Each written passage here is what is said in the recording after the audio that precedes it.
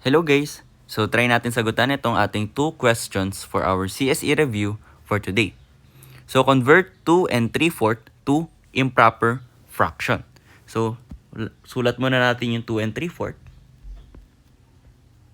And then now, paano ba tayo nagko-convert ng mixed number to improper fraction? So madali lang yung step na kailangan nating sundan. So first, itong whole number and itong ating denominator, unang kailangan natin gawin is to multiply by each other. So we have 4 times 2. So that is 8. And then ngayon, meron tayong 8. Itong 8 na to, i-add natin to sa ating numerator.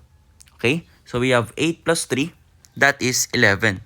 Ayun na yung magiging numerator ng ating improper fraction.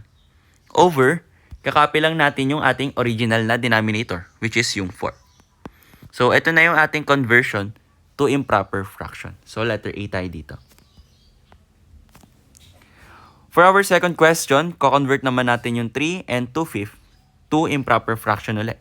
So, same lang yung ating magiging step-by-step method. Okay? So, first, multiply the denominator by the whole number. So, 5 times 3, that is 15. And then, itong 15, i-add natin sa numerator natin. So, 15 plus 2, that is 17. And then, copy natin yung original na denominator, which is 5. So, ito yung ating conversion to improper fraction, which is letter B. Okay?